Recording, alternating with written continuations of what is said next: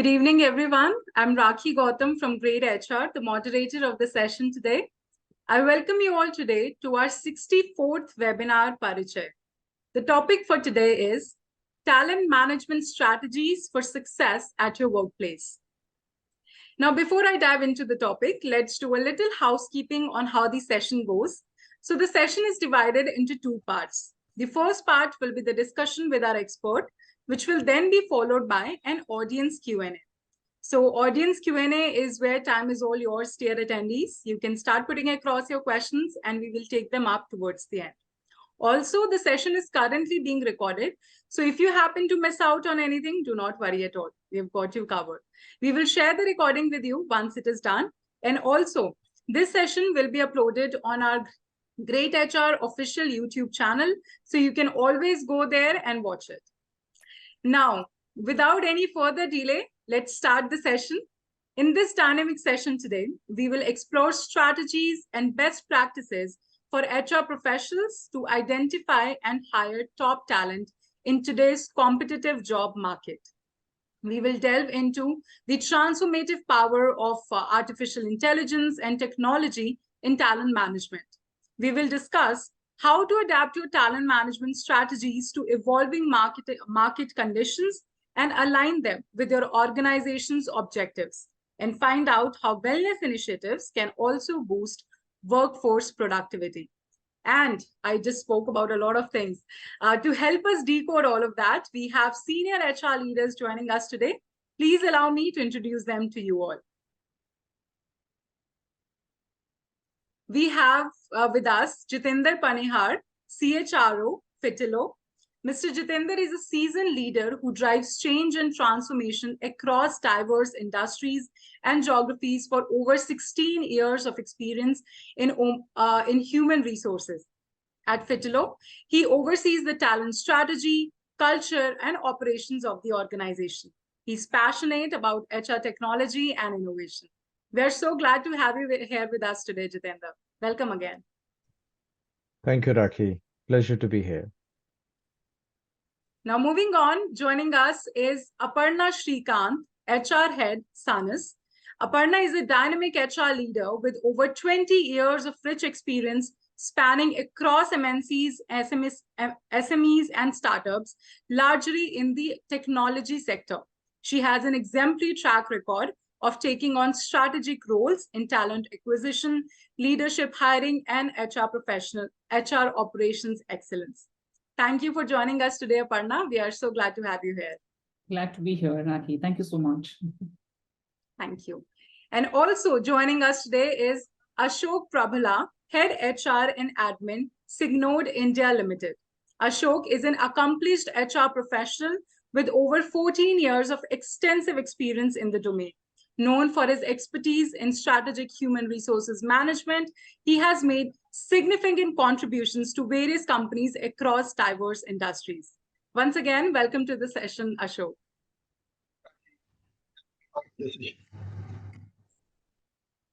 Pleasure. Thank you so much for joining us.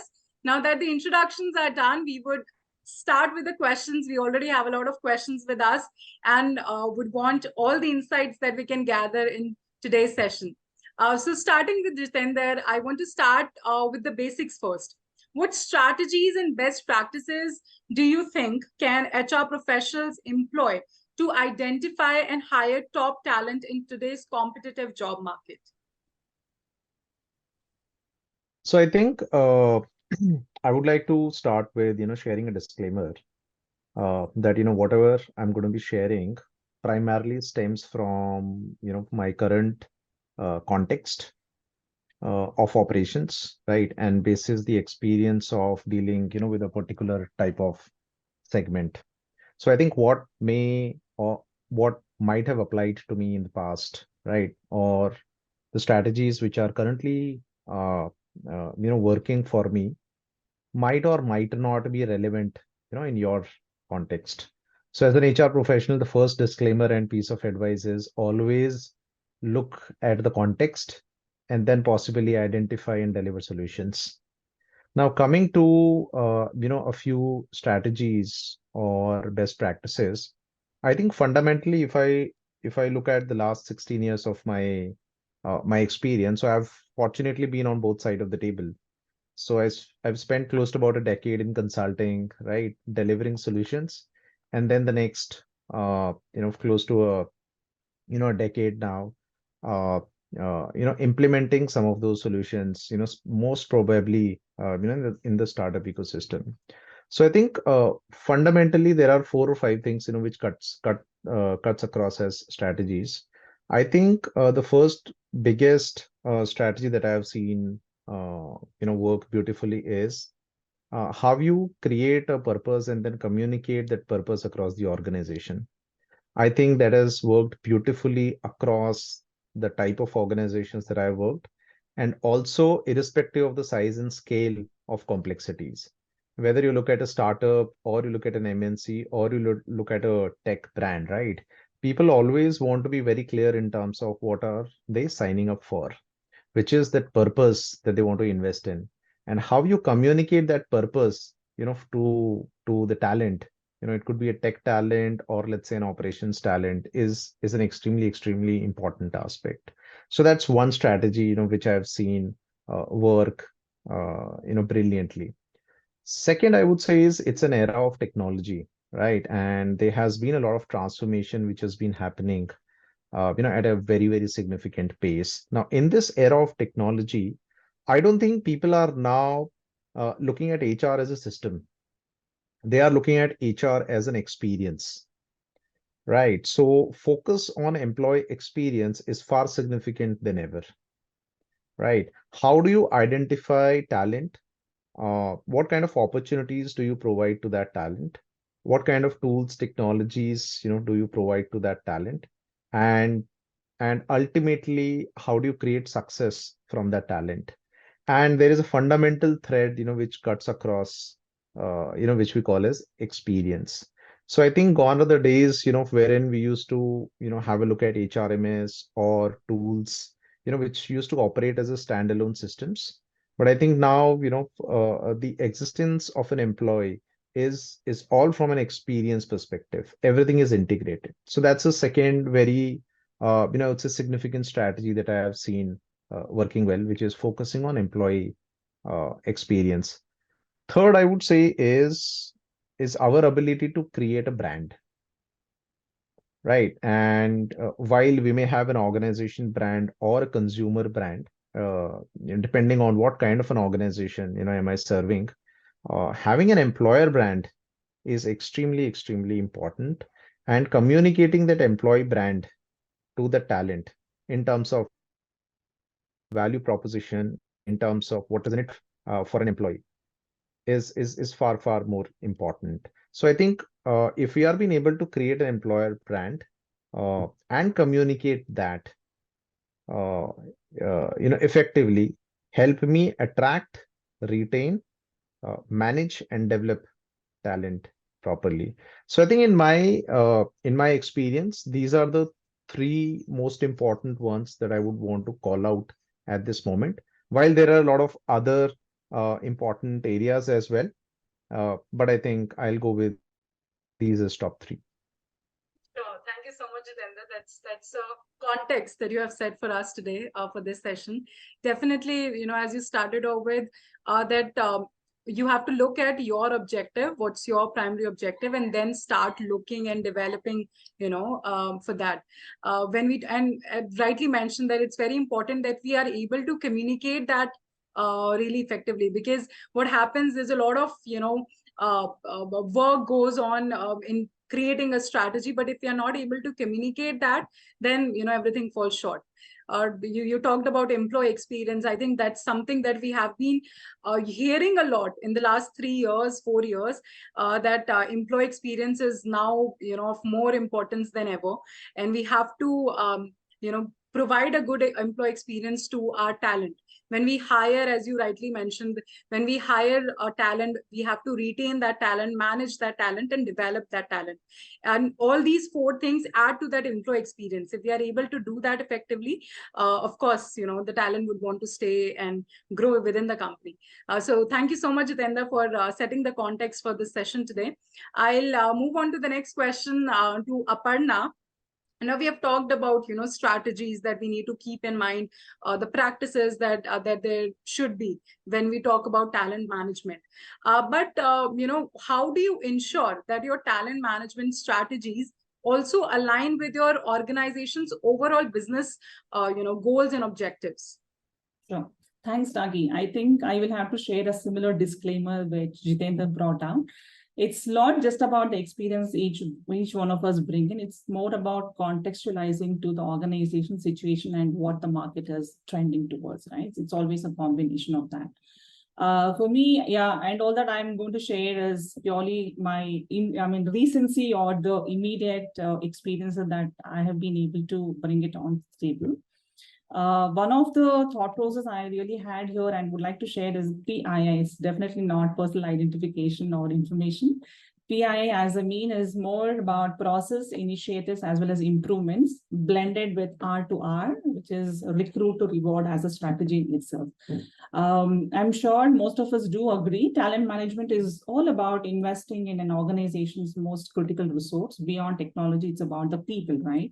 While we definitely understand there are 5 dimensions of talent management, but fundamentally, it's important to understand the business goals and objectives, and then be able to help plan, and not just the strategy, but how does planning really play a vital role here?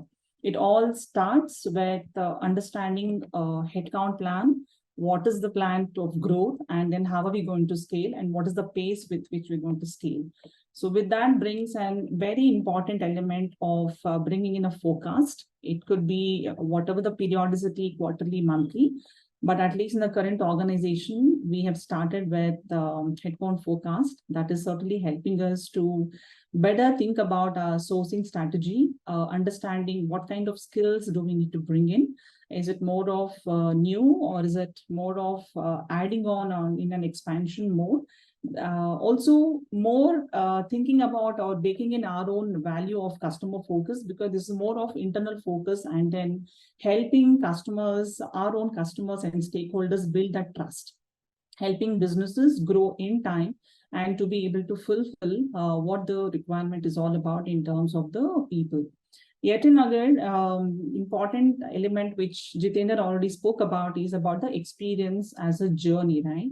Right from the stage of application till the onboarding, and then how do we really continually keep candidates engaging till they become part of the organization, until they call themselves as an employee. I think each of these phases is really important. And again, in a startup mode, every phase, because startups are generally a little more scattered, and it really takes time for the organizations to evolve and then bring in more of process and structure. But keeping that in itself as a strategy, and then being able to help through and sway through the experience is another important element as a strategy and workforce.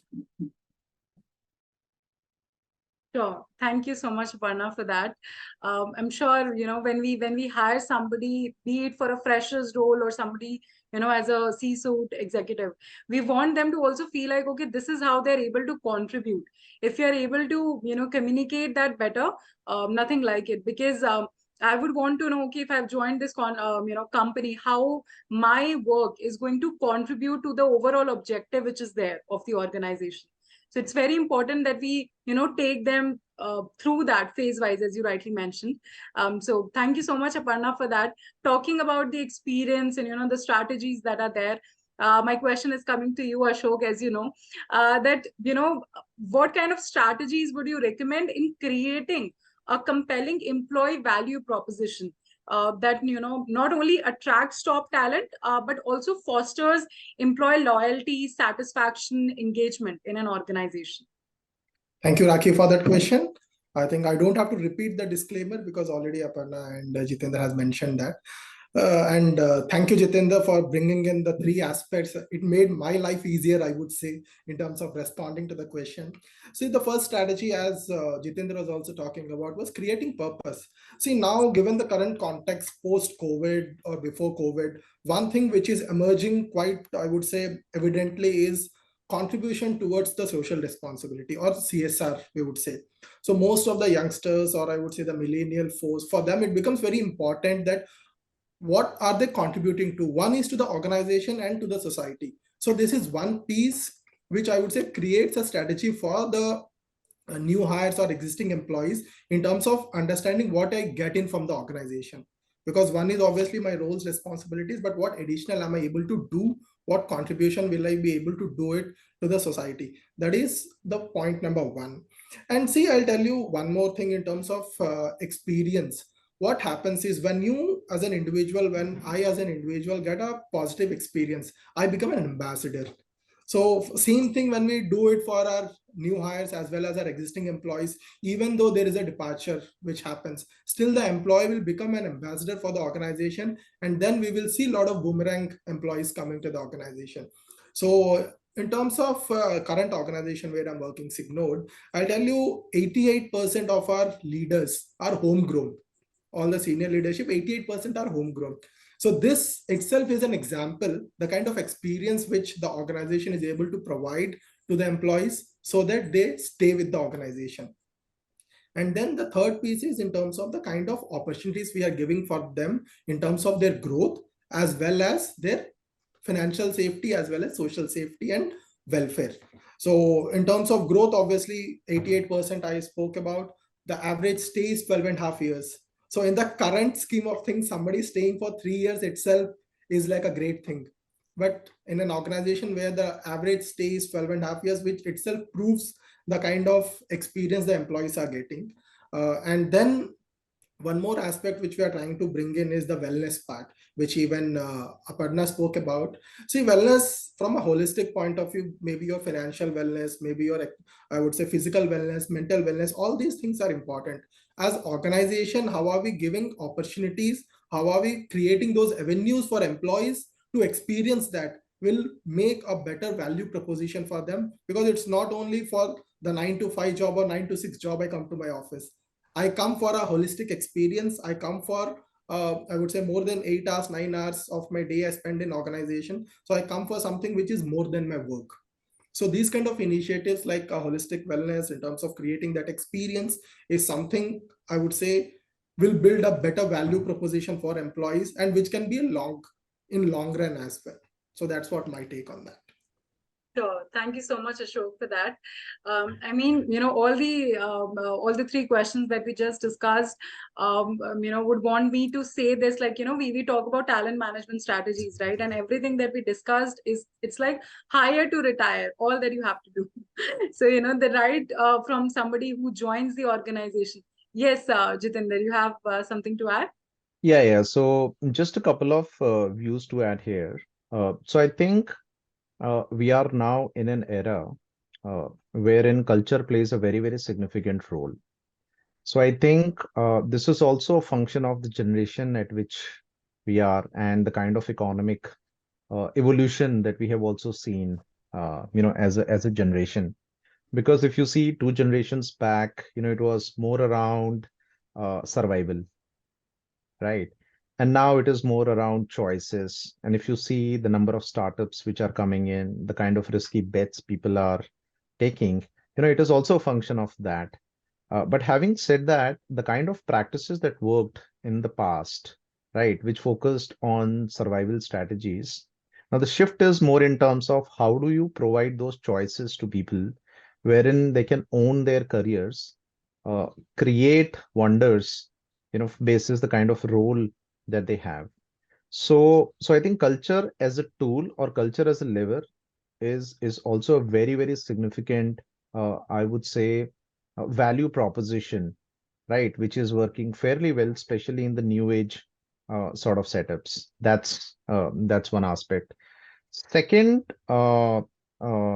important lever that I have seen is the shift from hard sort of benefits to softer benefits, shift from only cash sort of mindset or strategies to more of intangible strategies like flexibility, autonomy, etc. And these strategies have become far more important, especially after COVID, right? So before COVID, a lot of it was work from office. It kind of moved to, totally work from home. And now work from home also moved to work from anywhere, right? So how do you look at, creating a balanced rewards approach, not a compensation approach, but looking at it more like a rewards approach with a combination of wellness plus volunteering or a CSR opportunity plus flexibility, autonomy, etc., etc. So how do you package what is in it for you, which appeals to the generation of today and possibly generation of tomorrow? So I just wanted to add, two viewpoints from my side. So thank you so much, Jitender, for that. I'm sure everybody would agree to you, agree with you on that. You talked about culture and, having a more like maybe work-life balance. We give that flexibility to our employees. There was a study by Harvard Business Review that talked about how 9 out of 10 employees would leave their organization, even if, they have a well-paid paying job, for something to find greater meaning at work. So I think when you talk about culture, when we talked about CSR that Ashok brought in, I think that is something where we would want, we're just not going to work today for, as you said, cash or money. We want that flexibility also. We want rewards to be more on the meaningful side of it rather than just being financial. So thank you so much to all of you for sharing all these insights. As I was saying, hire to retire, we have a strategy in place already. How do we need to get people onboarded? Once they are onboarded, in terms of onboarding experiences that we provide to them, the employee experience, culture, we talk about having a more inclusive, diverse workforce. There has been a lot of conversation on DEIB initiatives also these days. So all these factors contribute towards talent management. So again, thank you so much. I'll quickly move on to the next question. But before I do that, I see a lot of people raising their hand.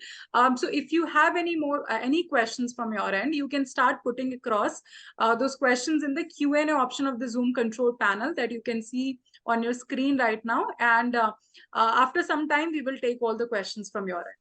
So yes, you can start putting across your questions.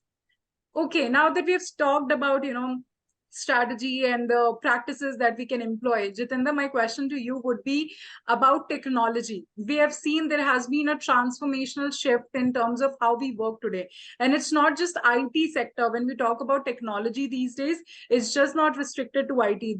There's, a technological shift in all the industries today, the way we work, the way we log in fact, from login to actually doing the work. Technology is deep rooted in our system these days, and we keep hearing terms like artificial intelligence, machine learning, metaverse also, that we are there was a article that I was reading on how HR would look like in a metaverse. So there has been a lot of talks on technology. What do you think in such technological landscape today? How can HR professionals effectively leverage AI to streamline their talent management processes and make data-driven decisions more? So I don't think there is any other option. And that's a simple answer that I have. So I think as an HR professional, right, the first point that I made around context, I think that's what is fundamentally the answer, because the context is changing in the industry. The context is changing as a civilization, and as I said that, right, I mean, it's also a function of the civilization in which we are. So when a lot of things changes as a civilization, it will definitely impact, how industries and humans operate as part of the overall system. Now, since that is changing, right, the way an organization plays its part, also has to change. And as HR professionals, we have to look at the talent market dynamics and the talent market economies at the same time, right? If you ask me what kind of strategies we need to look at as HR professionals, so some top of the mind things that that come to me is, number one is all about experience, right? Because you have multi generations in the workforce. So you might have baby boomers, Generation X, Y, Z, millennials, right? And I think India as economy, is going to be, that one nation which will have more than 50% young demographics. So that means you will have multiple generations working together in some or the other capacities. How do you manage experiences and aspirations of those people, right? One answer, taking a cue from Aparna, is the process. Second answer could be initiatives. But you also have to look at how technology can weave the process and initiatives together and build an experience which is consistent, which is standardized, which is scalable at scale across geographies, across locations.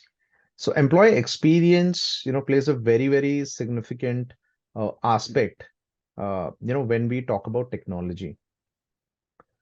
Second aspect which technology will touch is the entire, say assimilation of data and visibility.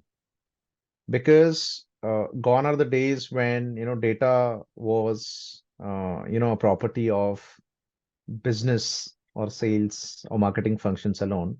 Uh, I present as much data, as my sales and marketing guys do. And so does my team, right?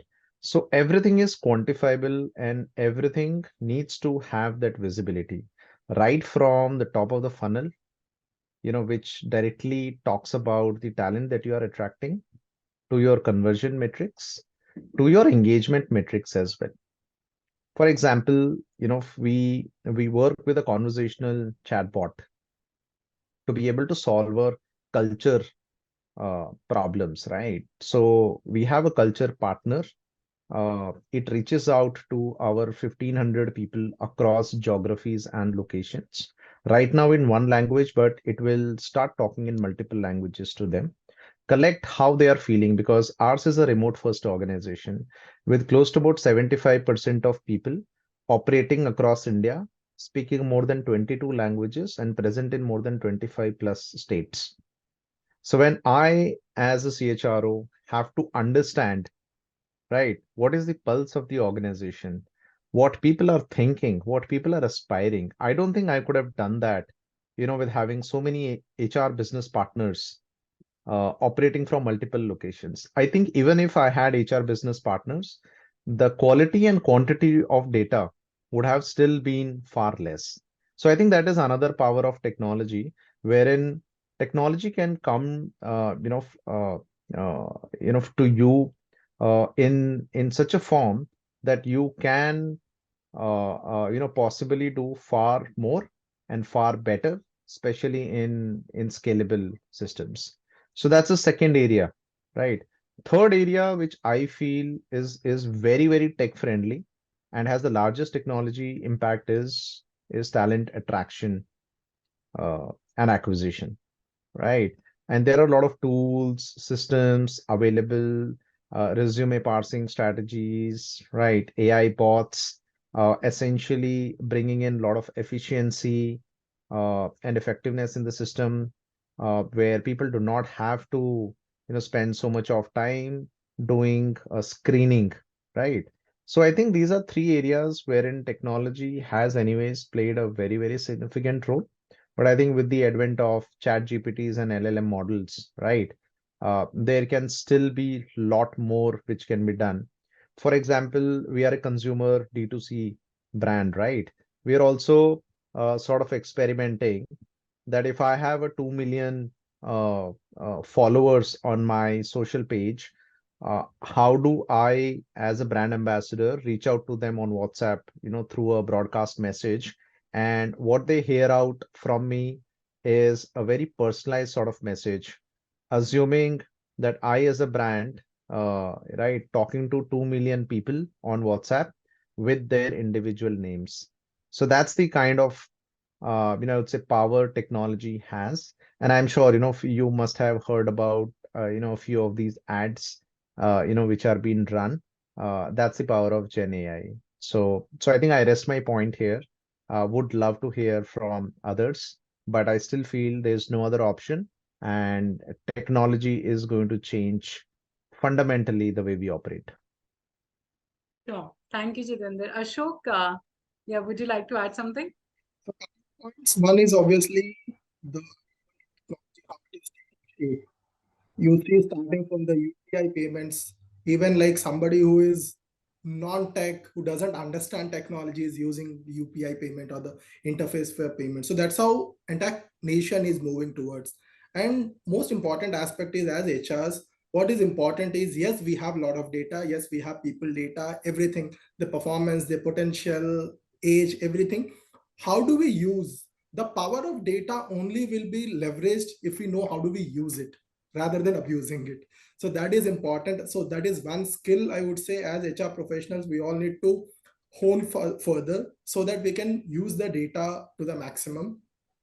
And as Jitender was talking about, in terms of the experience which we can provide to our employees in terms of using the technology to understand the pulse. So one such thing which we do is in our HRIS, whenever somebody logs in, there is a mood meter which asks for what is your current mood, whether it is sad, happy, very happy, awesome. So employee will obviously click it. Without clicking, they cannot go forward. So the usage of data which I was talking about is how are we using it is, if an employee is clicking sad thrice, then there is a notification which will go to the HR that this employee has clicked sad, so there is a reason for it. So then the HR business partner will find an opportunity to talk to that employee. So what happens is, most of the cases, if somebody talks, if somebody is there so that you can vent out what you're feeling, that makes a lot of difference. So that's how, that is the importance of, I would say, data. How do we use it as well as the technology? That's what I wanted to share. Sure. Thank you so much, Ashok. Definitely makes a lot of sense, and such a great tool to tap in. Okay, I'm feeling sad today. I'm feeling happy today. I think that's really innovative. So I think that's what technology has brought in. We talk about. There were a lot of conversation about, will ChatGPT take away my job? So it's more on how you use technology. We don't have to be afraid of technology. We humans only have invented it. So the main point is, how do we use technology for our operational tasks or for other tasks which are there and can be leveraged. So as Jitender mentioned about how technology also makes everything very personalized. Like, I want to communicate to somebody with a say a following of 2 million people. I want to send them messages, personalized messages. Now imagine having a desktop person doing that. That would take a lot of time. That would be very time consuming. But with technology, we have that option to streamline things, to make things easier, to save time and focus on more on maybe strategizing. So definitely technology has made a lot of significant impact, and it's just how we have to realize how we are using it. There are different predictive analysis. There are tools that can there are performance management tools. There is HRMS. There's now also ESS portals where everything is just on there on the portal itself, and you can go and manage things that way. So I think, yeah, definitely technology has done great job for all of us, and we just have to keep up with it, because it can't be just technology driven also. There has to be that human element involved, because when we talk about culture, when we talk about being empathetic, technology will not know that. Okay, I'm saying, okay, I'm not feeling well, or this is that, or that is that. That understanding that technology will not able to exhibit that. That would only be done by a in a like a person there. So it's important also that we have integrated that we integrate process, culture, technology, and people. I think that's very important once we have those integrated processes as well. So thank you so much, both Jitender and Ashok. I'll come to Aparna now. We've talked about technology and how it is a game changer, enabler right now. But I would want to talk about we did touch a bit on workplace culture. So what do you suggest, how HR or departments, HR professionals, managers can foster a workplace culture that promotes employee engagement and retention, and what role does this play in talent management? How significant that is? Yeah, I think it's very significant. A lot of pointers have been spoken already. However, talking about culture, I feel it's more like a habit formation, right? The why and how of choosing a habit, which in itself is an association that is coming from within. I think it also needs to be looked upon as a purpose, which was again touched upon the panels out here. The design, giving it a visible outcome and certainly evidence through everyday living. What do I feel like when I come into the office? What do I feel like being part of an organization? Right. So it's usually, at least the culture part of it, the design is generally more a top-down approach or coming from the founder's vision and how it translates itself into a blueprint that certainly gets percolated down and across the organization. The more the impetus and the well-nurtured investment, I'm being picky here on the words, in terms of the culture building and then sustenance, the impact will certainly unleash itself. And I'm sure it will blossom the benefits, and certainly that is witnessed in talent management, which it's like, I feel it's more like parenting styles, right?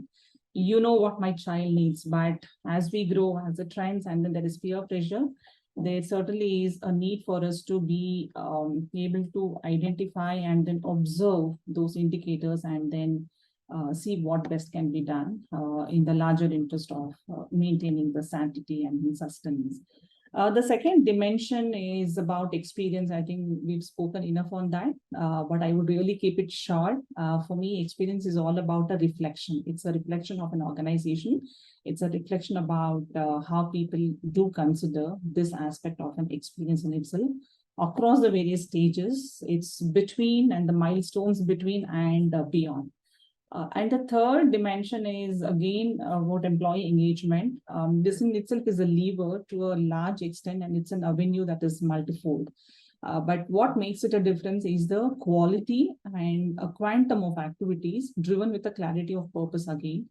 That will certainly help to foster maybe team bonding. It could be about collaboration and behaviors, because behaviors is what, or demonstrable behaviors is what ideally lead to a culture aspect of it, and of course enhancing the belongingness if all of these are really looked into a close lens and if done well. The other important element beyond technology and technology as an enablement is about continual partnering with the business leaders and across the different levels. This kind of conversation would certainly equips one in assessing their team members on various dimensions. It could be identifying the high potential ones. It could be identifying talent gaps. And then how do we really address employee needs, leading to creating a learning journey itself. And again, the learning journey and the growth can be a multitude, right? It could be internal job movement. It could be helping them with upscaling themselves. It could be a new project which has got a high visibility. Like Jitender pointed out, it's about meeting the aspirations and how are we going to create such opportunities leaning towards the growth, and certainly that would help in retention. While all of this is spoken about, I strongly feel that a good leader, a good mentor or a manager will make a lot of impact. And this is one of the reasons why we've heard a lot of stories about people leaving a very good organization. It could be for multiple other things which are very good with the organization. More coming from the HR perspective, accessibility to the people team, giving a listening and then timely response to employee queries, or any asks for that matter, with a closure loop. Importantly, Raki, you did mention about being empathetic. I think that goes a very, very long way in terms of talent retention, and that is what upholding culture. Sure. Thank you so much, Aparna, for that. We talk about, when we talk about retention of employees and we talk about culture, we have to focus a lot on DEIB initiatives. That's, diversity, equity, inclusion, and belongingness, because I can work, I will work, this is my roles and responsibilities, I'll work towards that. But until I feel valued in the organization, until I feel that, okay, my contributions have been recognized, I have, that, and the leadership team also recognizes that I have that connect, I have that, opportunity to also interact with the business leaders, regularly. That all helps us feel like, okay, we feel safe in this organization, we feel heard in this organization.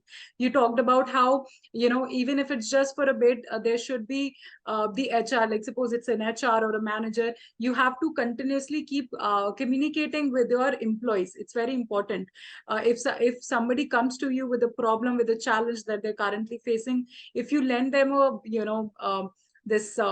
lend them a shoulder and you lend them a ear, that, okay, you talk to me first, you tell me what is it that you feel, okay, is, challenging for you, how can we help? That all helps us retain talent at the end of the day, because we feel like, okay, this is the organization which has a great culture. And we talked about leadership, that's also very important.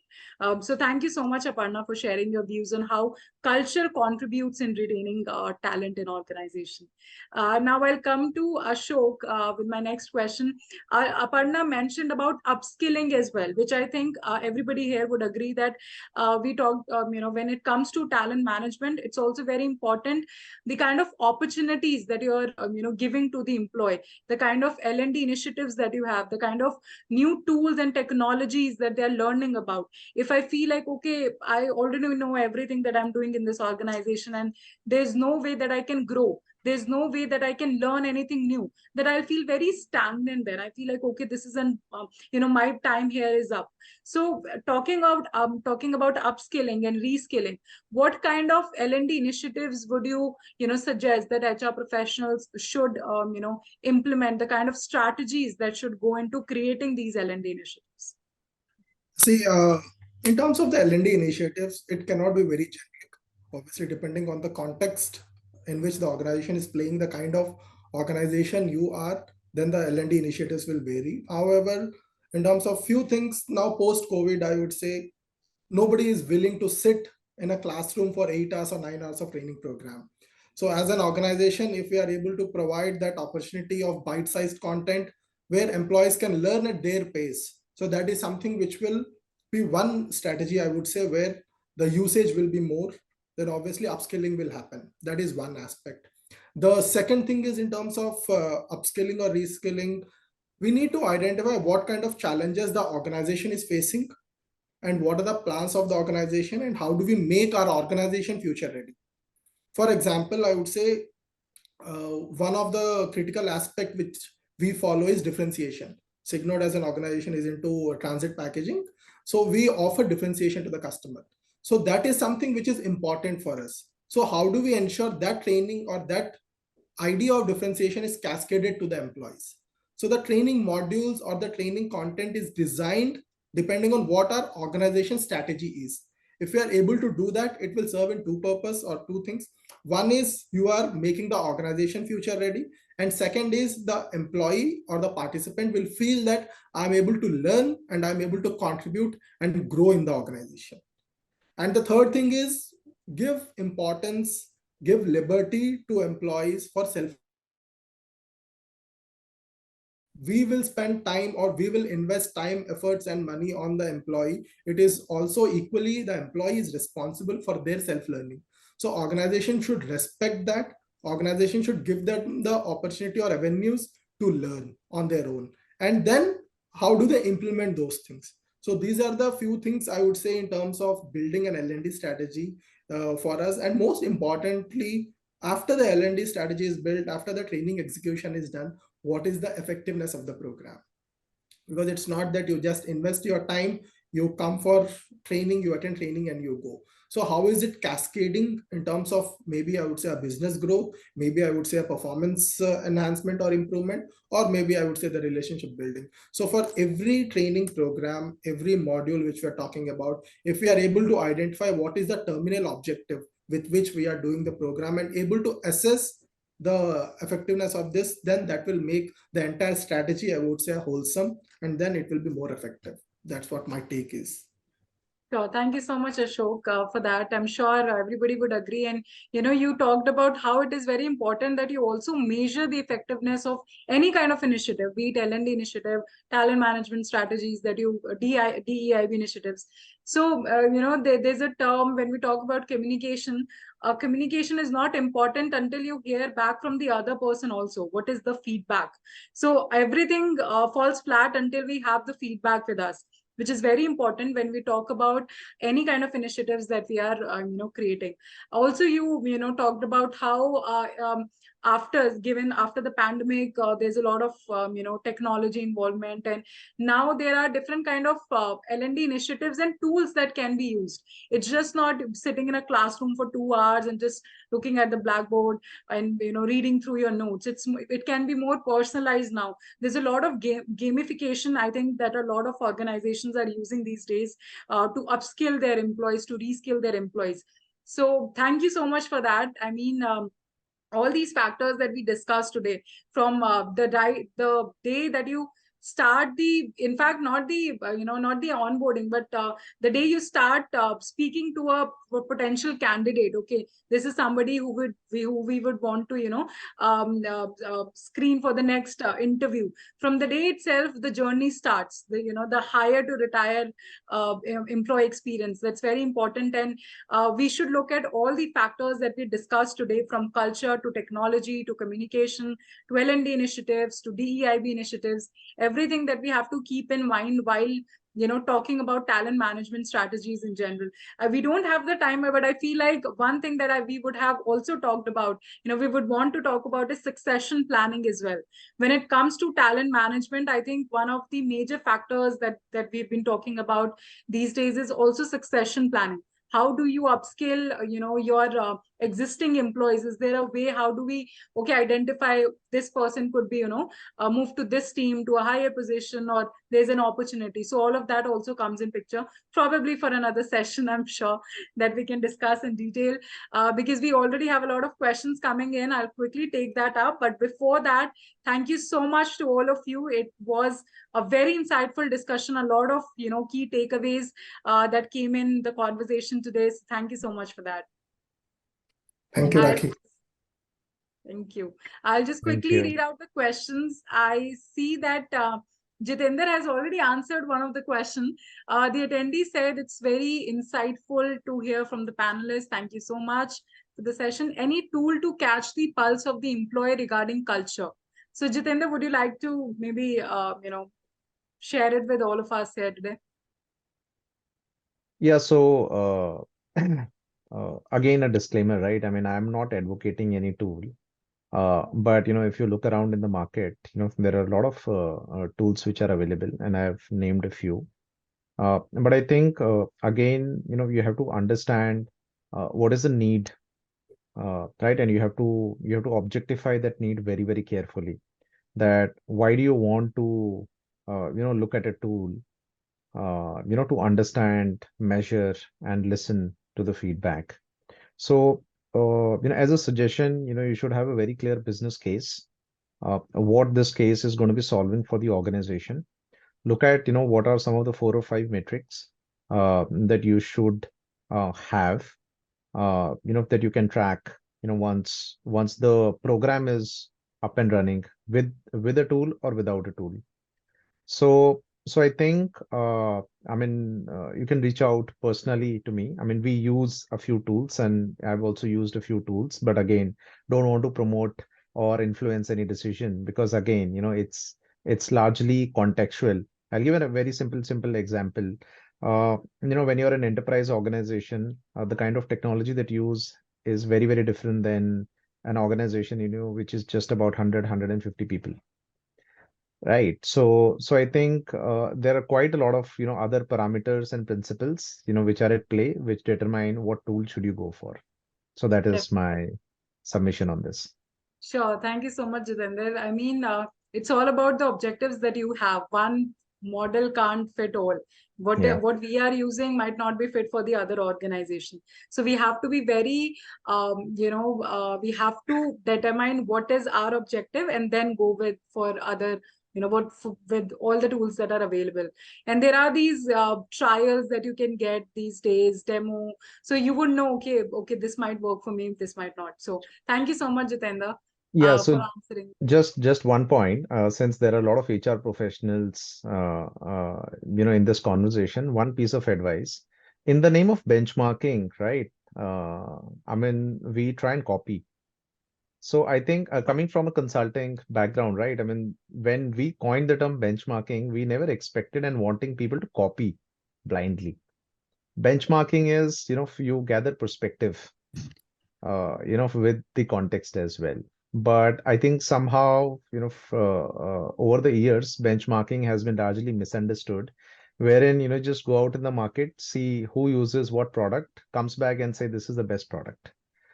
So we should benchmark, our practices, needs, context, objectify, right, and see what will work rather than blindly copying. So my humble suggestion to all the HR professionals. So I'm going to note it down. Thank you so much, Jitender, for that. Ashok, would you like to add something to it?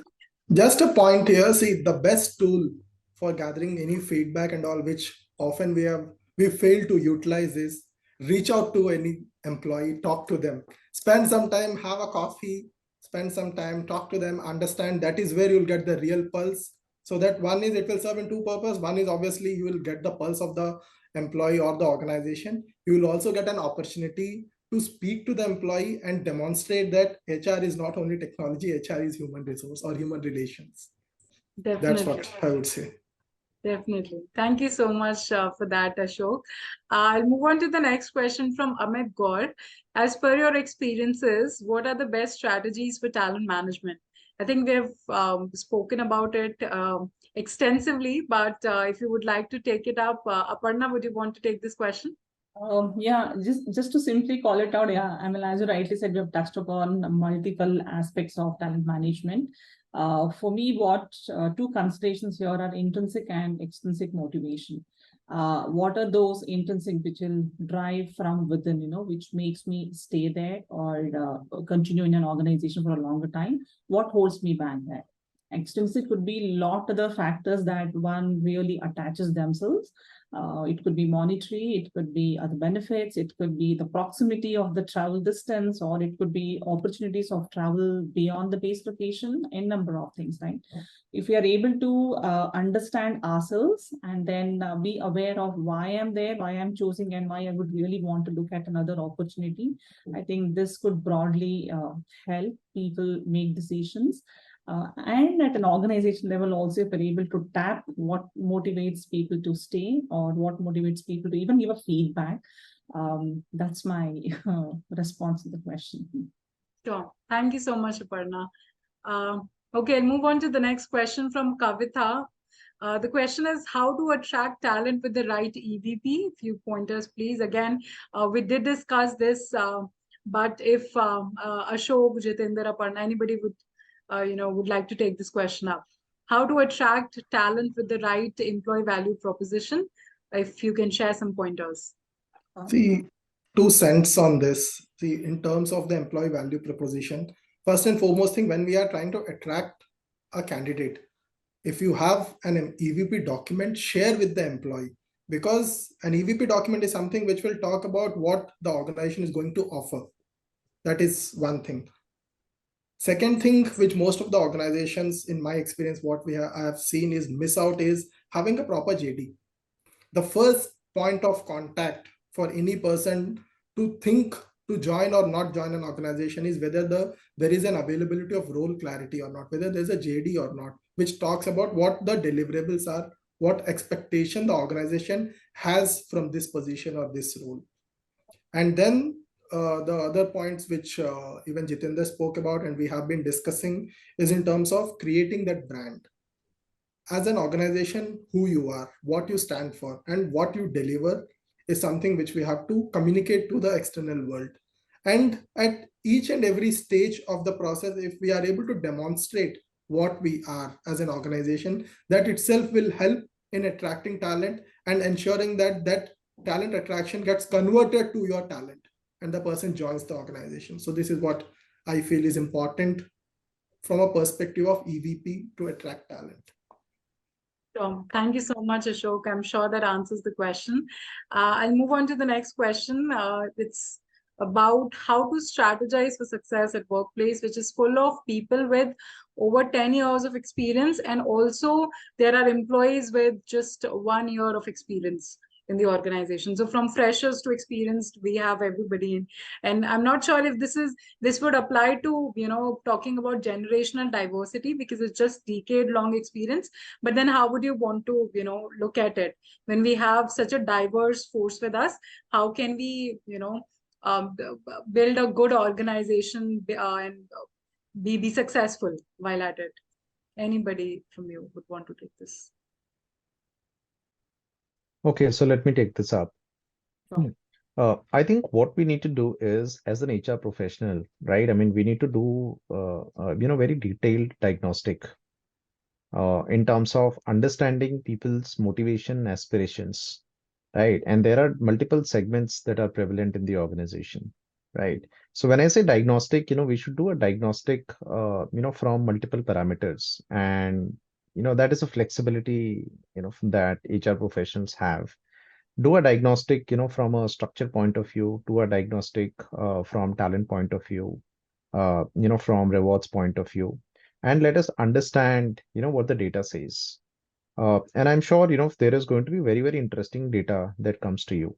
People with 10 years of experience, will definitely would have given you multiple feedbacks with respect to structure, talent, EVP, culture, role, learning, etc., etc. And similarly, other segments. I think that's a good starting point. You can, dissect the data in multiple cuts. You can look at geographies, you can look at age profiles, you can look at experiences, you can look at functions. I think that is where I would like to start, a deep dive analysis, purely in terms of data. And you can also back up, your insights with the data points which emerges. So that's a starting point. Now, especially looking at 1 year and 10 year, because those are the two segments clearly identified. I think take a deep dive in one of these segments, right? Identify, right, what are the possible interventions that you can create to be able to meet the aspirations of 10 years, and again applying the context of the organization, right? And don't look at the data point if it doesn't make sense. For example, if there are only 3 people with 10 plus years of experience and there are about 200 people with 1 plus years of experience, it doesn't make sense. So data also, has to be read, as Ashok and Aparna also mentioned, right? In order to apply something, right, we should also know how to use it. Right. So do a detailed analysis of these insights and create interventions accordingly. Now, in order to create recommendations, you can refer a few things. One is you can refer what are some of the industry best practices available. Do not copy, but refer. Right. What is available? And the reason why I said industry best practices, because same segment or the same type of talent is available in your industry, and there are particular dynamics of a particular segment, so you can refer that, number one. Second is, if you have you definitely should do some conversations with people internally to validate what is coming out from the data. Is it actually true, or there is something beyond data? That is number two. Third is we should do a functional outside in perspective. For example, technology. If I want to deploy technology, right, I can do a functional analysis in terms of what intervention will it solve for? Is it solving for pulse? Is it solving for analytics? Or is it solving for speed? By applying these 3 or 4 aspects, you will be able to at least create some sort of interventions. And third aspect is try and run it on a pilot. So if you have identified these are the 3 strategies that we should do, one of the way to create success is use it on a smaller base. So for example, a base of about 30 or 40 people, try and do a pilot, run it for a month or 2 months, see what comes out. You will also have some learnings. Try and adopt those learnings so that if you want to go big bang approach for about 500 people, you know that, what might need to be focused on. And fourth aspect is, I always say, change management, change management, change management. So you have to communicate it well. You have to communicate that change well, and you also have to respond to that change well. So I think these are the 4 or 5 things if you can do, in this with this approach, I think it might work. Sure. Thank you so much, Jitender. We already have a comment from Vyomika Pathak saying that it's amazing, all the information that you just shared. So thank you for that. Since it's already past 5, I'll just take one more question, and then, any questions, if they are unanswered, I'll share a link with you all attendees. You can always ask us your questions there. So this we also discussed, but just, to conclude maybe, how do we measure culture in any organization? Aparna or Ashok, either of you would want to take this up? Or Jitender as well, anybody? I think one of the measure, more relating to the metrics, is about percentages of and the frequency with which people stay or people take flight. That's one of the metric of measurement. It's also about how people are referring folks into the organization. This is another important element, which we'll certainly talk about those. Yeah, for me, these two are important. And the longevity in the organization. So what's the tenure? Because Ashok did mention about his organization and folks who've been there for, on average, the tenure is about 10 years. That's again a third indicator of why people would want to stay around. Yeah, these are the 3 things which I strongly recommend here. Sure. Thank you so much, Aparna. I'm sure that answers the question. Just one more question I can see here from Ruby. It's more of, again, a tool or an app. So if maybe, not the app, if there's some like identification points that you would want to recommend, suggest any gamification app in terms of, I think, L&D strategies, because we were discussing about that. So any gamification app that you would want to recommend for L&D initiatives? If I can take this up. Sure, please. So I think Ruby is the person asking this question, right? Yes. So I think Ruby, with due respect, first and foremost, I feel it's a wrong question. I don't think, we should,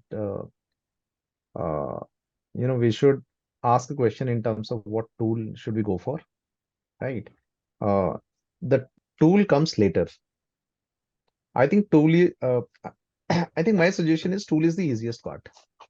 I don't think tool is a problem. People who are using the tool, right, which are people like you, me, and everyone, right? I think majority of the change or majority of the mindset shift needs to happen there, right? So tool is not a problem. I've seen a lot of problems getting solved without a tool. So we have to ask this question that why do we need gamification, right? What is the use case for that? Is it because the existing L&D programs that I have, we are not able to engage people? So then engagement is a problem, not because we don't have a tool, right? Second is, if you feel participation is a problem, because, we do these extremely interesting programs and people don't participate, right? Then possibly the use case of selling that program is a problem, not the gamification.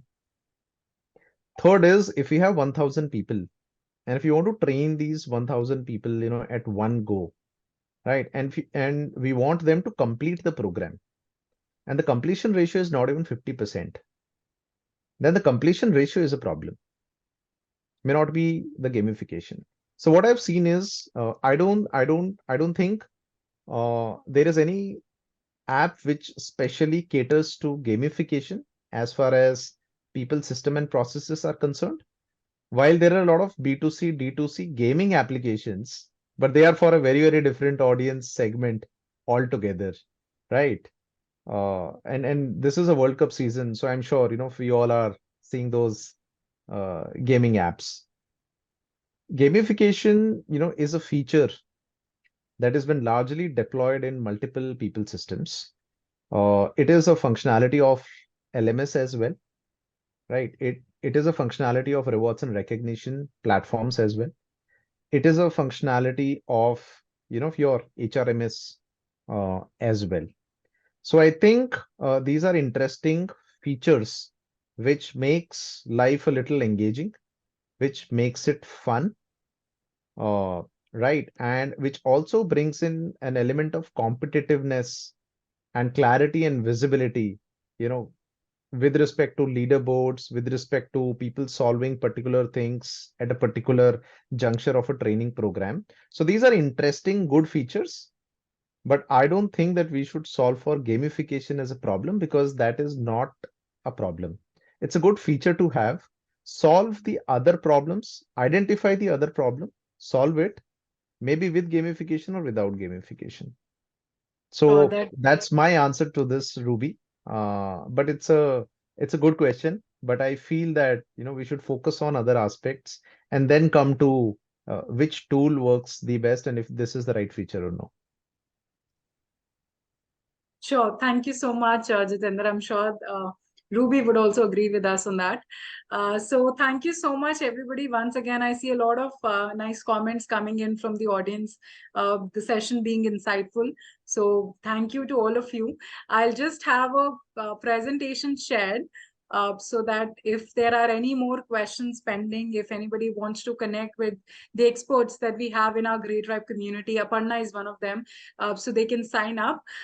So this is the link that you can see. You can always go there and sign up. And also the link, if you're not able to, copy it right now, we can go to our website. The link would be there. You can sign up to this community. We have a lot of, insightful discussions happening there as well. You can connect with HR leaders, experts, and, get your questions answered. So thank you so much once again, Jitender, Aparna, Ashok, all of you for being here today with us. It was a pleasure hosting this session with you today and a lot of insights that came in. So thank you so much for all the learnings and lessons today. Thank you again, Rakhi. Pleasure was on us also. Thank you so Yes. much. Thank you very much. Thank you for having me. Thank you. Thank you to all the attendees as well who joined to make it more successful. This wouldn't have been possible without you.